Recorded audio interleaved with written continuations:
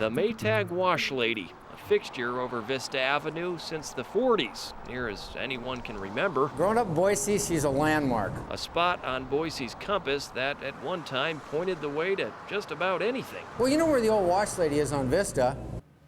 We do. It's right in front of the Italian restaurant Cucina Di Paolo, and the owners are the reason the washerwoman was able to start washing again 8 years ago. Former KTVB reporter Dean Johnson tells us all about it in today's 208 Redial.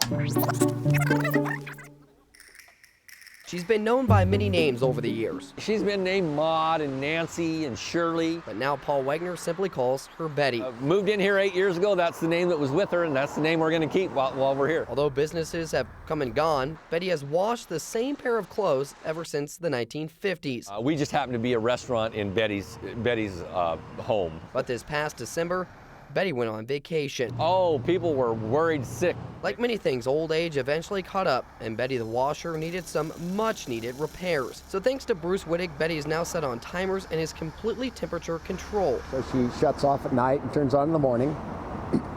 And we have a temperature sensor that shuts her off below 20 degrees and above 100 degrees, and we call it union rules. She's also now more durable. Plywood, chicken wire, and her joints are space-age plastic and stainless steel, so she'll last a long time. Despite what goes on in the building, Betty will always remain. Whoever buys the property from us, they can't take her down either. That's in the contract that we signed. Dean Johnson, Idaho's News, Channel 7. Betty is about to see another business in her home because tomorrow it is time for Cucina Di Paolo to close its doors. Paul Wegner, who you just saw, owned the Italian restaurant with killer lasagnas and pot pies. He passed away after a heart attack 3.5 years ago. And we talked to Paul's and his wife and his current owners of the restaurant, Mary Jean Wegner, on the phone today.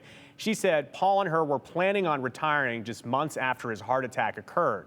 After he passed, though, she said her son helped her keep the business going while they used it as a life raft. Then in January of this year, she decided it was time to finally retire and close the doors to her beloved restaurant, ending on a high note.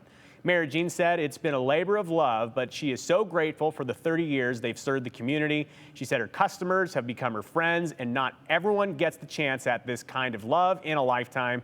She is feeling grateful and is excited for new adventures.